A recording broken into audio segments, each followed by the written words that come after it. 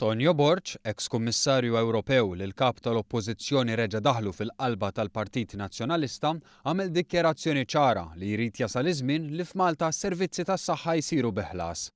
Din id-dikjarazzjoni Tonio Borg għamilha mal-ġurnal Ewropew Politico li rrapporta b'mod estensiv dwar il-qasam tas-saħħa f'pajjiżna u l-isfida tal-obeżità. Politico jgħid li żewġ partiti politiċi f'Malta għadu lura milli jdaħħlu ħlas tas-saħħa għax il-prezz politiku jista' jkun kbir. Dan, jgħid Tonio Borg, jaf irid jinbidel. Kollox b'xejn f'Malta, kien ikkwotat jgħid Tonio Borg li żied kif dan ma jistax jibqa' hekk.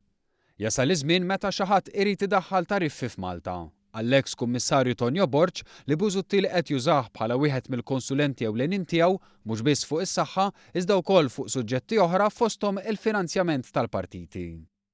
Is-sehem ta' Tonio Borg fil-qasam tas-saħħa huwa riżultat tal-fatt li kien Kummissarju Ewropew responsabbli mis-settur. Din mhix l-ewwel darba li l-Partit Nazzjonalista lab bl-idea ta' saħħa b'xejn. Referenza għal dan saret f'diversi rapporti.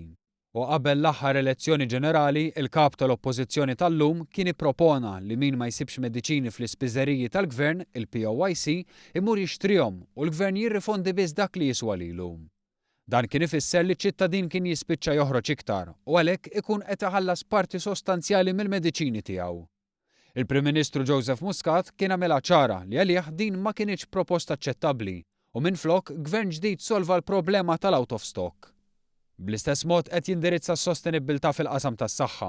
Bi sħubija mal-privat ma' Vitals Healthcare Group, il-Gvern qed jagħti ħajja ġdida lill-Isptar San Luqa u l-Isptar ta' Għawdex, kif ukoll Caring Grek. Dan se jsir b'investiment miljunarju mill-privat filwaqt li l-pazjent Malti se jibqa' jieħu servizz ta' saħħa b'xejn tal-ogħla kwalità. Dan sabiex għall-ewwel darba l-Gvern se jkun qed jisfrutta bil-kbir it-turiżmu mediku b'mod li minnu jgawdi l-pazjent Malti.